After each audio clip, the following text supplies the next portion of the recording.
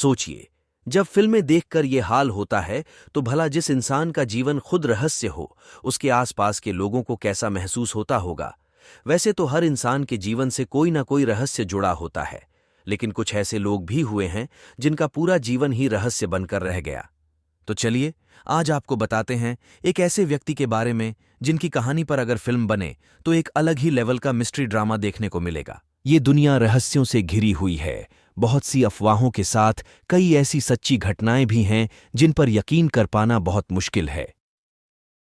66 साल पहले Japan airport पर उतरे एक अनजान यात्री की कहानी भी कुछ इसी तरह रहस्यमयी है।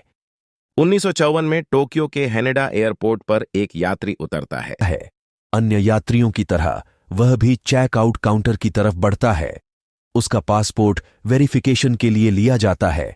यहां तक सब सामान्य था, लेकिन यही बात तब असामान्य हो जाती है जब पासपोर्ट चेक करने वाले की नज़र उस देश के नाम पर जाती है जहां का ये व्यक्ति निवासी है।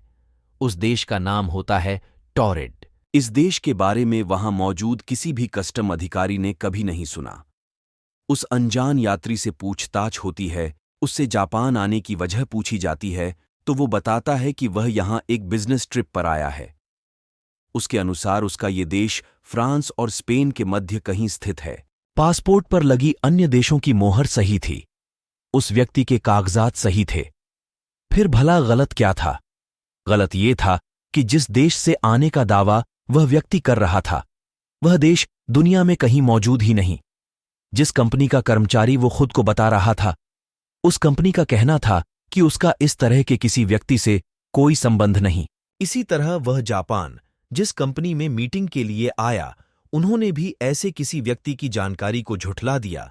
जिस होटल में यह व्यक्ति अपने ठहरने की बात कह रहा था, उस होटल में भी उसके नाम की कोई बुकिंग नहीं थी। परेशान कस्टम ने जब उस अनजान यात्री को वर्ल्ड मैप दिखाकर उसमें उसे अपना देश खोजने को कहा तो उसकी उंगली एंडोरा नामक देश पर जाकर रुक गई और वो झुंझला गया। उसका दावा था कि यह मैप गलत है क्योंकि यहां एंडोरा की जगह टॉरेड का नक्शा होना चाहिए। उसने ये भी कहा कि उसका देश वहां 1000 सालों से स्थित है।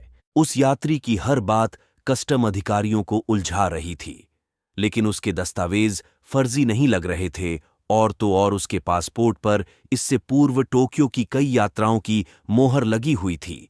मामले को उलझता देख एयरपोर्ट अथॉरिटी ने एक होटल के कमरे में पुलिस कस्टडी के साथ उस अनजान यात्री के ठहरने की व्यवस्था कर दी। उन्हें लगा इससे उन्हें इस रहस्यमयी शख्स के बारे में गहराई से जानने का समय मिलेगा, मगर हर किसी की आंखें फटी की फटी तब रह गईं जब अगली सुबह वह शख्स उस बंद कमरे के अंदर से ही न जाने कहां गायब हो गया। इतना ही नहीं, बल्कि जो दस्तावेज पुलिस ने उससे बरामद किए थे वे सब भी गायब थे।